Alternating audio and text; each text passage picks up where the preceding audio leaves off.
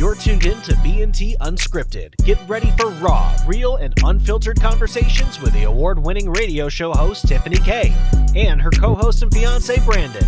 It's life, love, and laughter. Unscripted, unpredictable, and unforgettable. Buckle up. You're listening to B&T Unscripted.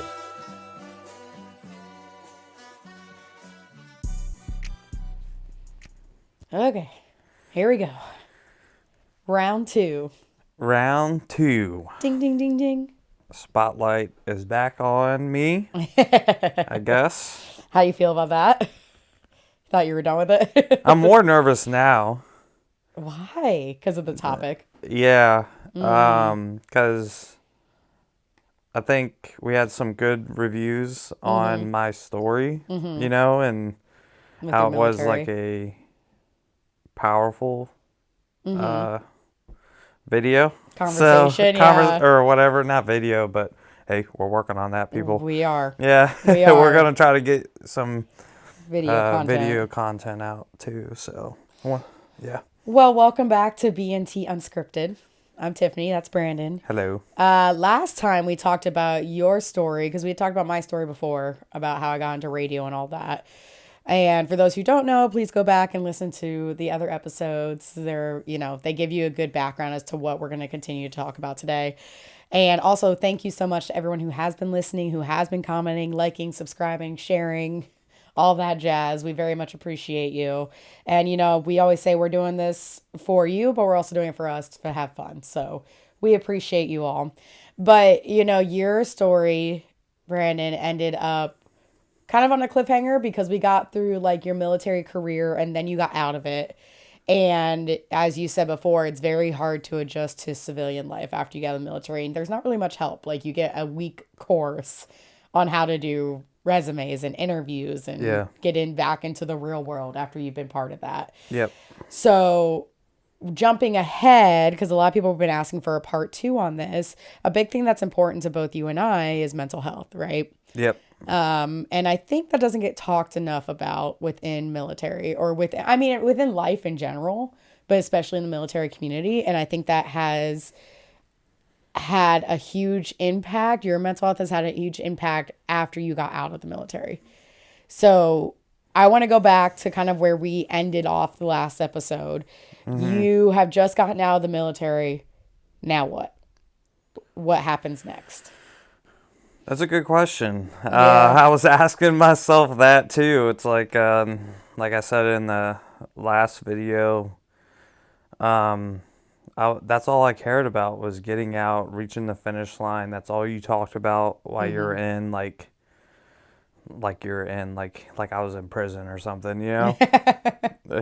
Did a hard time. Yeah, hard time, right? 4 years, survived that. But that's how we talked about it, though. Yeah. It kind of felt that way. We just got paid for it. Yeah, you're like, at the time, this is how it felt. Not everyone feels that way, but that's how most of us felt at that time, And so, fast forwarding, got my papers and stuff, got back home. I thought, it was going to be like rainbows and butterflies. I did it. Yeah. I survived, whatever. Easy to acclimate back into your civilian lifestyle. Yeah, I thought I was going to just, at the time I had a partner then, and I was like, I was just going to start my life, right? Didn't go that way, right? I realized, while you're in, I don't know, you're just on the constant go. Mm-hmm.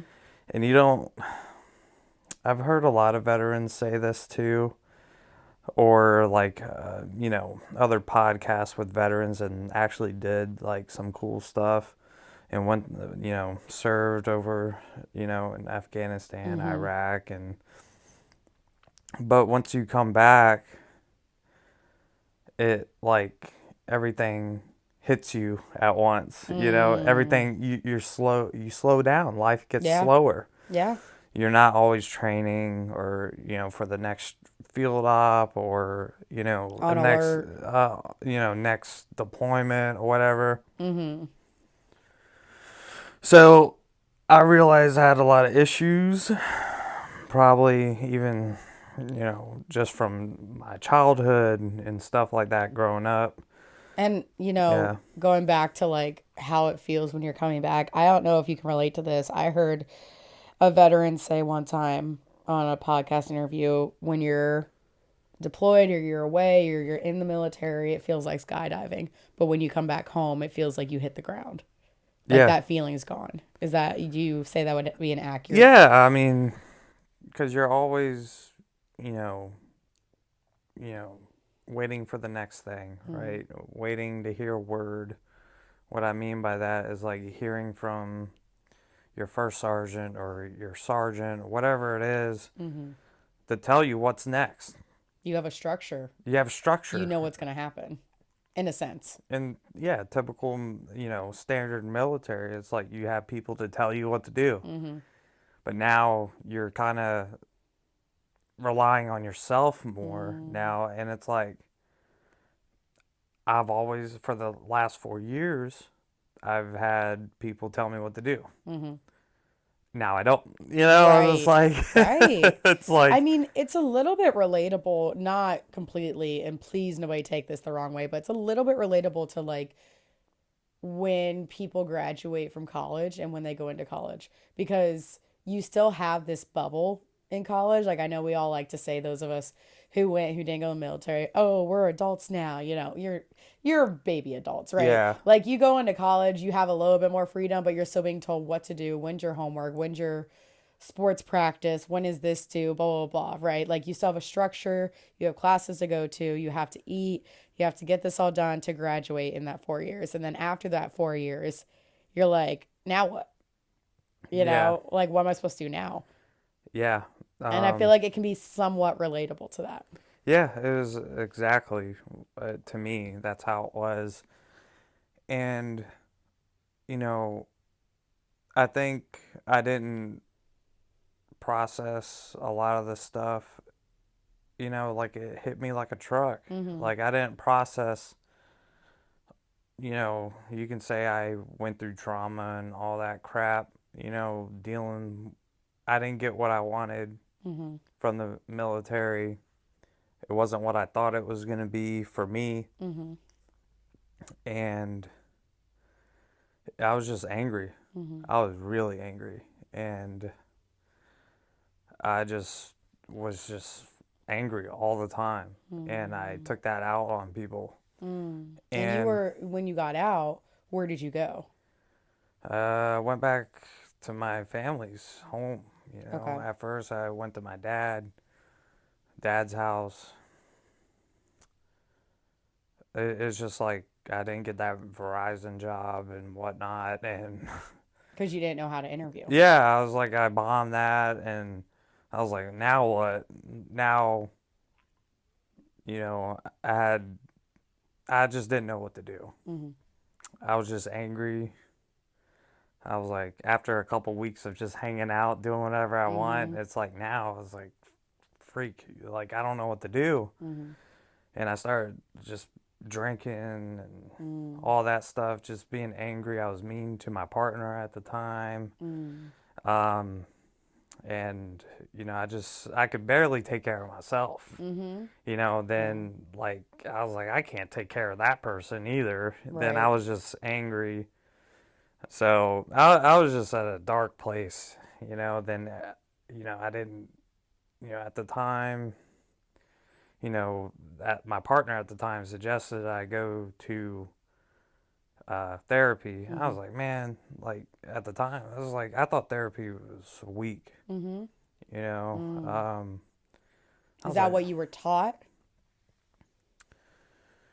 I think while I was in, it wasn't like, I don't know how it is now in the military, but I hear that's a lot better with the whole mental health thing. But at the time, we were just told to suck it up, and just like try to push through it. And like, we didn't, if we struggled through something, we didn't really talk about it. And like, because if we talked about it, like we could be non-deployable, And none of us wanted to, I mean, all of us wanted to deploy Right. and do our job, but yeah. It definitely was not handled the correct way, Mm-hmm. you know. And I know this is vulnerable for you to talk about, so I appreciate it. Yeah.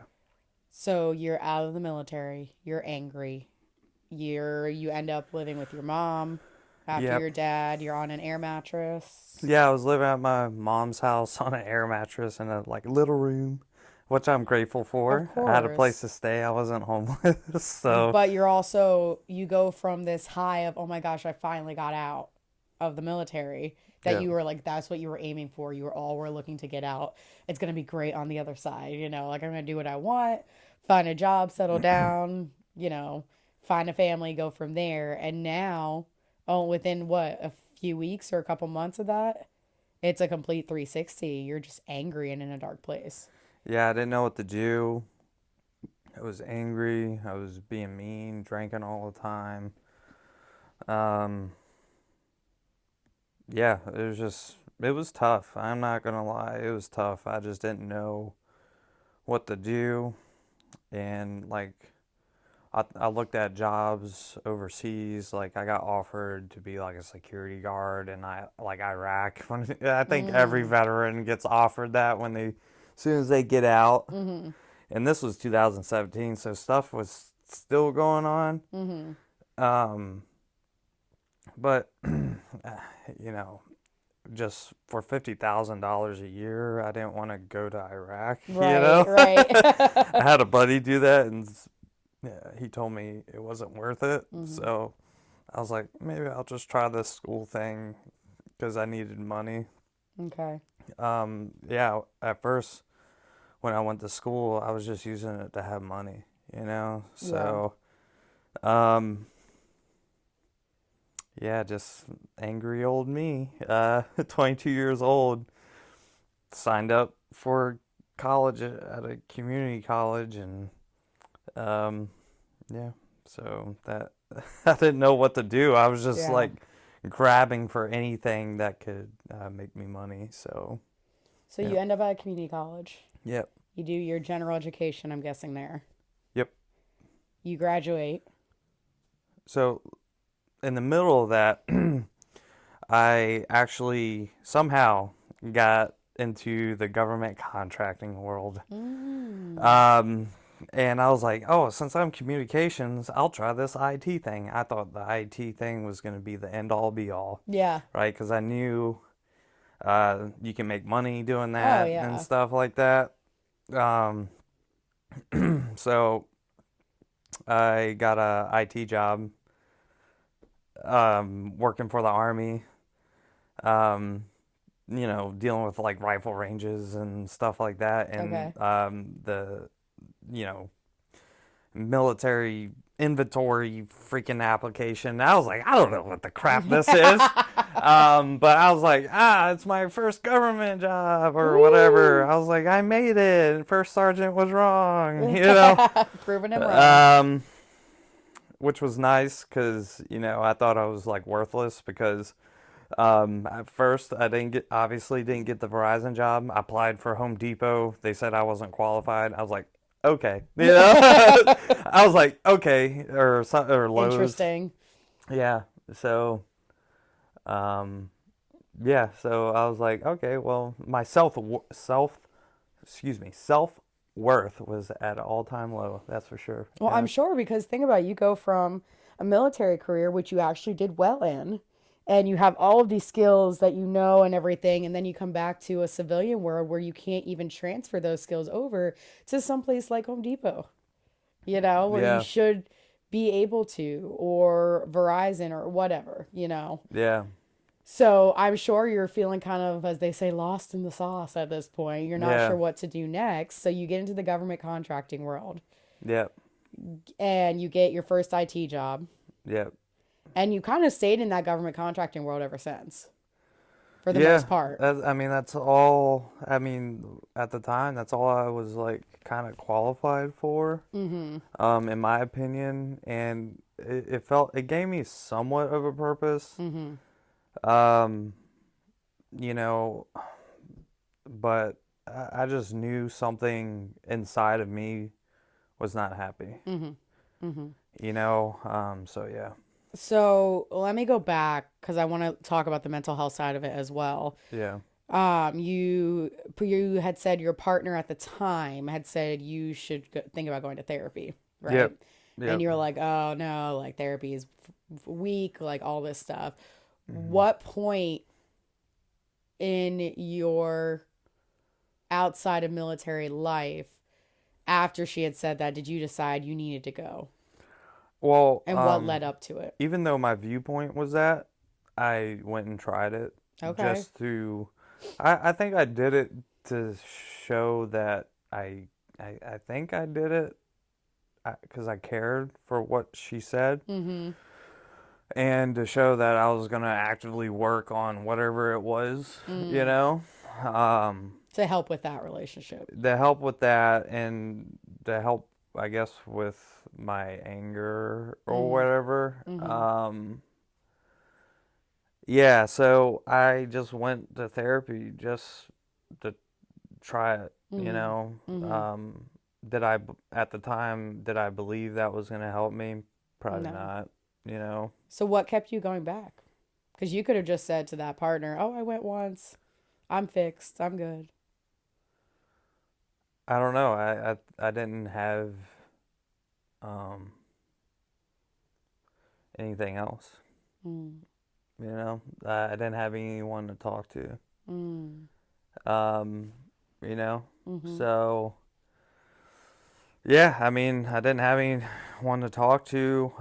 Like I said, when you get out, you don't have that support group of your friends and stuff. I mean, you can probably call them and stuff, but I mean, to have someone there, you know, like, Physically. yeah, And not only that, you can call or text them, but it's if you guys had all went through the same training and being together, being told like, "Oh, deal with it on your own or just push through it." I'm sure none of you wanted to admit to each other that you guys were struggling. no, no, Even though you knew, and even now, and you knew then they would be there for you in a heartbeat, but it's not what you guys were taught. no, yeah. I mean, that's just how the mindset was, I think. And I just didn't know what to do. I didn't have the answers. Like, I was just lost, dude. You know. Um, so I just kept going. Then, you know, you know, it kind of gave me direction. It gave me hope, kind of. Was the therapist? I'm grateful for all the therapists I've had, but was the therapist a right fit for me? Looking back at it, probably not. But I didn't know any better. Like With anyone starting therapy. Yeah, you don't know what's a good therapist and what's not. Not saying that person's not good. It just wasn't probably a good fit looking back at it. But it got me through whatever I was going through to give me the answers or at least try something else, you know? So, yeah. And so you keep going to this therapist. How long were you in therapy for? With that person, I want to say 2 to 3 years on and off. Okay. Yeah. And how long were you in therapy for in general? It's ongoing now. It's Yeah. ongoing. So how long have I been out? Like 7 years. So, Oh, yeah, yeah. something like that. Yeah, something. You know, I mean, I feel like it's an ongoing journey. Like, I mean, it's always good to go get a touch up. You know, just like a tattoo, right? You know, you don't want it Exactly. faded. You know. Well, not only that, obviously something worked for you or clicked for you because you ended up deciding to go to school for psychology. Yeah, originally I was going to school for IT, and like after doing that first contracting job, I did it for like a year and a half or so, and I was like, you know what, I'm gonna just give it a shot, you know, with this whole psychology thing, you know. And after I finished my associates, I transferred over to a good psychology school, VCU. Is a good medical school in general, so it's like up there. Um, so I got to kind got accepted there and started the whole psychology program for undergrad there. And you have your bachelor's now. Yep, I have my bachelor's, and like I'm pretty much done with my graduate or master's, whatever you want to call it. I'm just waiting to get signed up for the whole internship.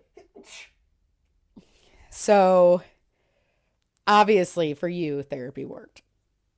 It's still working. It's a work in progress. And when I say worked, I mean it gave you tools to work on yourself to change your life around. Because where you're at now is completely different from where you were when you got out of the military. Yes, I feel like I'm a completely different person. You know, I mean, I was like having panic attacks when it was like really bad. Like I didn't know what the heck that was. Yeah. You know, Yeah. it's like I thought I was having a heart attack and I was gonna die.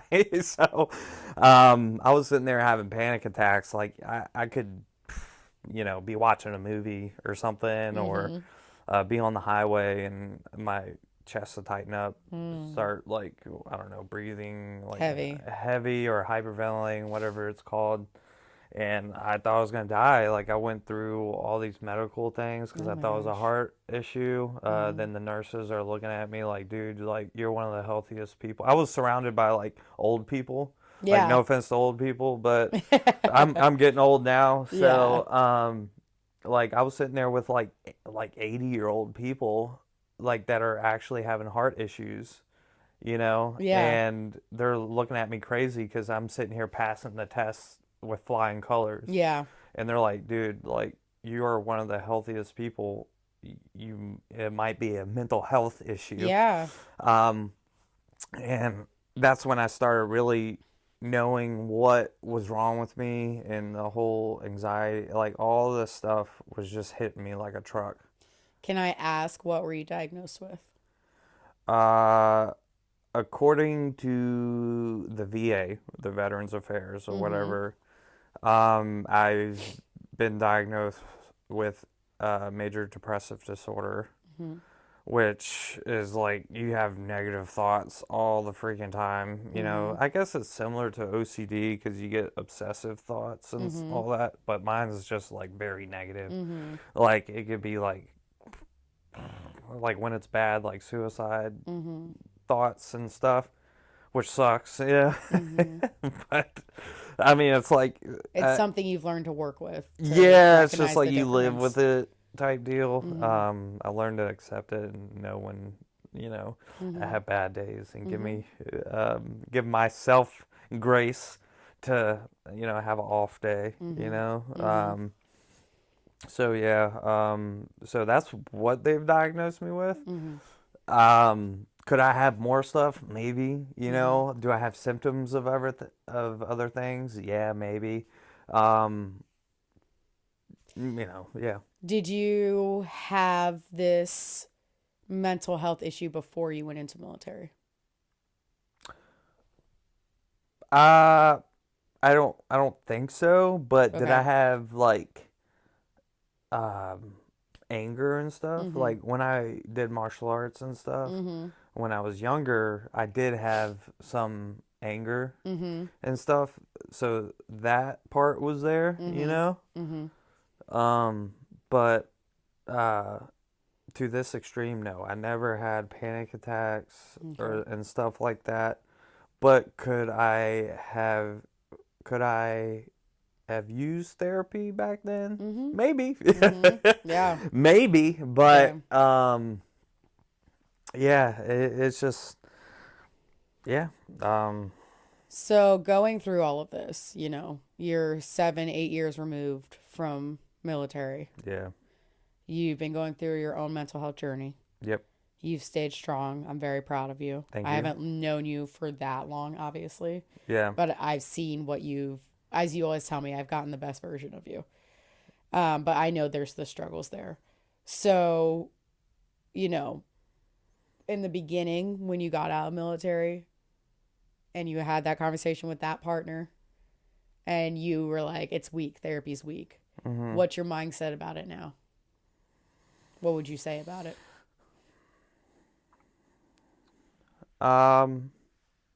I don't know. I think even if you have that mindset, go try it, because you might find out more about yourself. Like, do I think I'm stronger now? Oh yeah. I wish I had this mindset with a healthy body. Like, dude, like I wish I had that in the military. Like who knows what would have happened. Yeah. But now, like, I can't do half the stuff I did, like with running and stuff like that. But now, like, I feel like my mindset is a lot better. Like, I'm willing to try different things, even if, um, you know, even if I fail, like, I'm okay with that. Like, I can go to sleep at night and be like, I gave it my all, and I tried my best. Did I fail? Yeah, but will people talk bad about it? Probably. It's Yeah, like, like who cares? but now I'm at the point where I don't care, because I rather, fail now and say at least I tried, and have people, say whatever they want, than, not try and like please the world, like, and not have anybody know I failed. You know what I'm saying?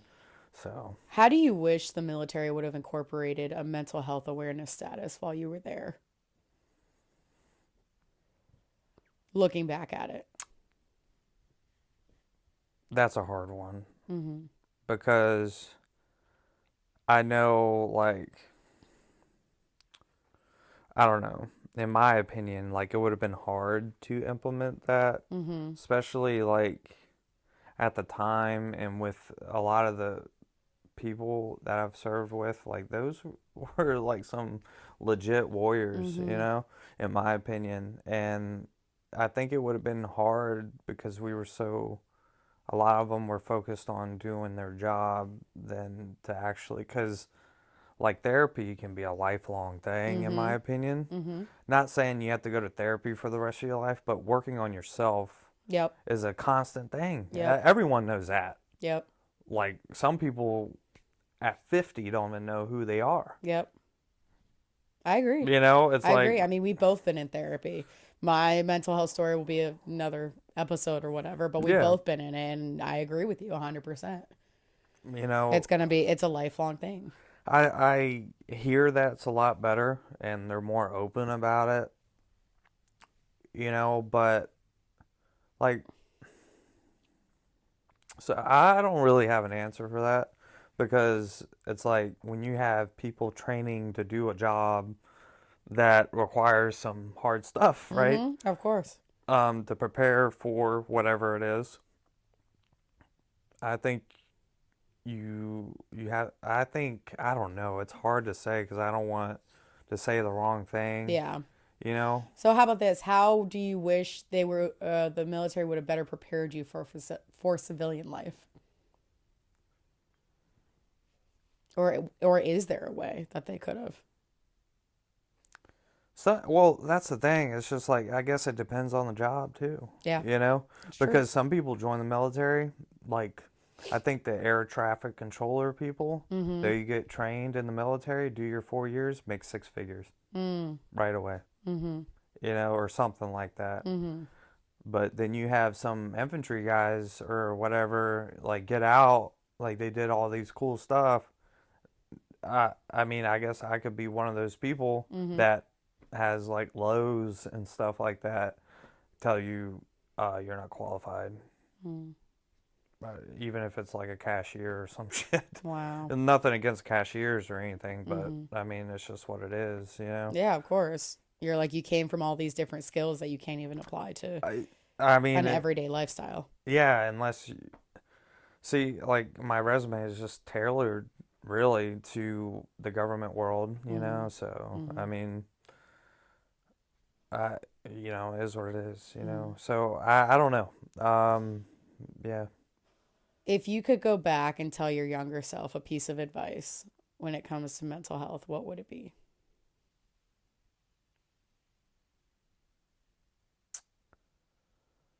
Um, I mean, like my teenage version. No, just getting out of the military. Okay.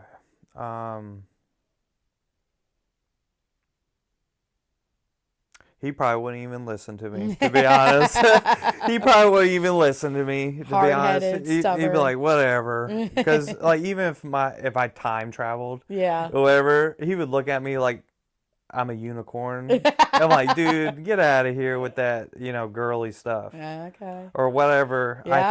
I think, because I'm so hard-headed, Yep, you are. especially at a younger age, he probably wouldn't even listen to me, but I would tell him, like, hey, dude, like, you either can do this the easy way or the hard way. And I know you're probably going to pick the harder way because you don't like listening to people that... Still true to this day. Yeah. I've gotten better. I've gotten better. You have. But if I believe in something, I have a hard time, straying from that, Like, I feel like I try to stand up for what I believe in as much as I can. Which is a great quality to have. But it can get me in trouble, But even at that time, I had a big heart, and I still do. I try to do well as much as I can. Do I make mistakes? Of course, everyone does. And I've made a lot of mistakes that I regret, wish, I could go back in time and punch my younger self in the head. But the tell my younger self, like, hey, dude, either do it the easy way or the hard way. If you really feel bad, dude, like, just own it. Just own it and, go get some help and look at all the mistakes that you made and, like, what you could have done better. That's a good one. It's like, what, can you go back in time? Obviously not. But learn from it, and not be like, the world's against me, whatever. Oh, woe's me. Just own it, dude, and try to be better than you were yesterday, dude. That's what I try to do. So, what would you say you're most proud of yourself for in the past 7 years? In this journey outside of military? What am I most proud of?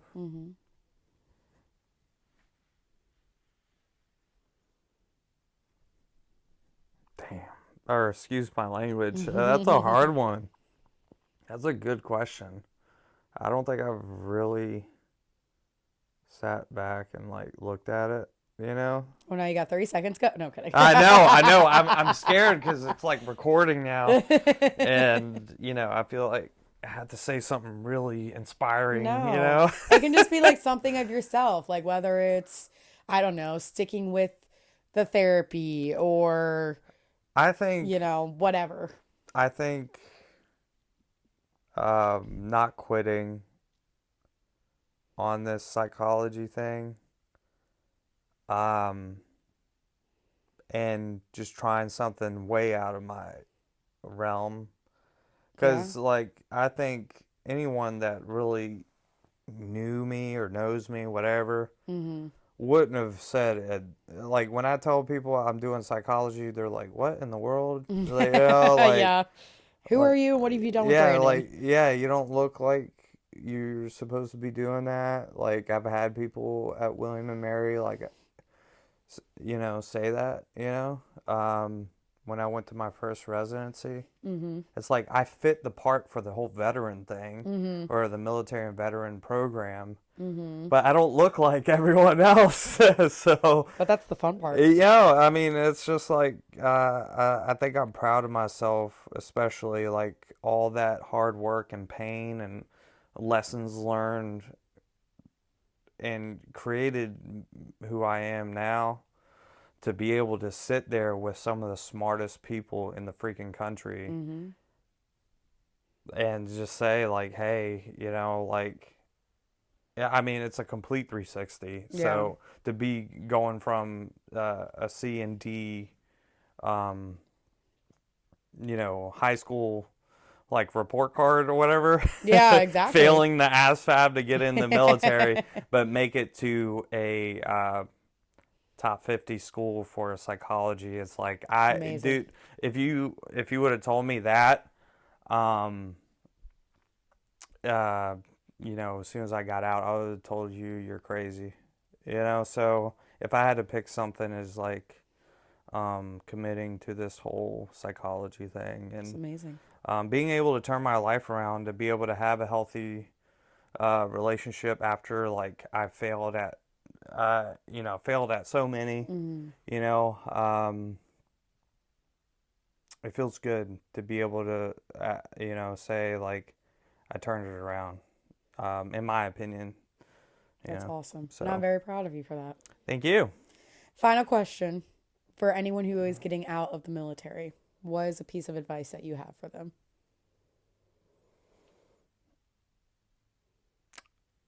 I think we already covered this one. I want to see if there's another piece of advice.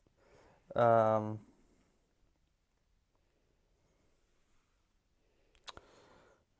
don't know. Or what would you tell them in regards to their mental health? How about that?